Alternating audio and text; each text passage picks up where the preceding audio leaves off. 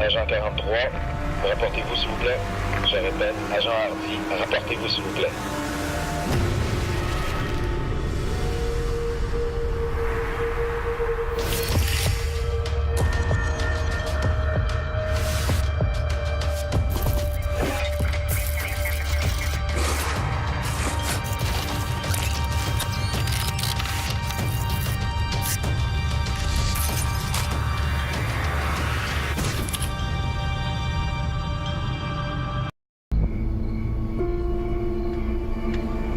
Ce soir-là, comme il l'a fait si souvent, Roland Hardy patrouille dans différentes mines désaffectées du secteur.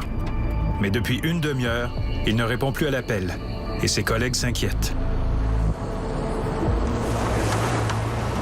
Il partait avec son petit camion, puis son travail était de faire le tour des installations, de s'assurer que les clôtures étaient bien fermées, etc., et que donc, il n'y avait personne qui s'était introduit dans les lieux, dans les installations.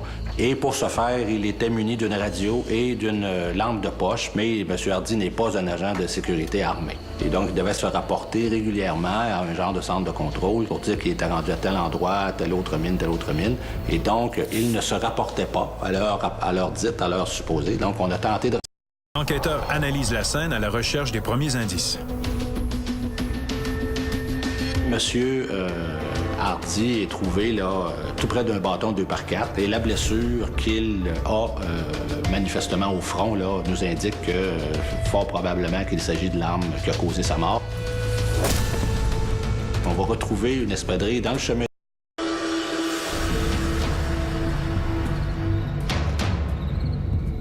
C'est une immense satisfaction pour Jean-François Brochu d'obtenir enfin des aveux sur cette affaire complexe. Après de longs mois d'enquête, Eddie Rivet lui raconte avec précision ce qui est arrivé à Roland Hardy le 23 juillet 2010. Ce soir-là, en sortant de son véhicule, le pauvre homme n'imagine pas le danger qui l'attend. Agent 43, rapportez-vous s'il vous plaît.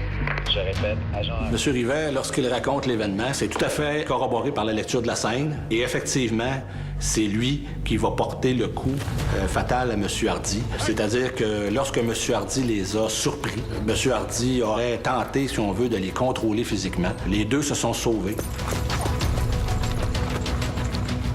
Et comme M. Hardy courait après M. Rivet a senti qu'il allait le rattraper. Il a vu le 2x4, s'est arrêté, a pris le 2x4 et en se retournant a donné un coup violent.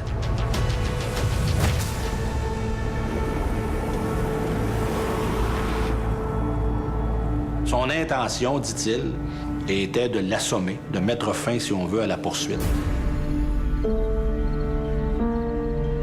Maintenant, on connaît les résultats et on est décédé. La raison pour laquelle, finalement, il a été reconnu coupable d'homicide involontaire.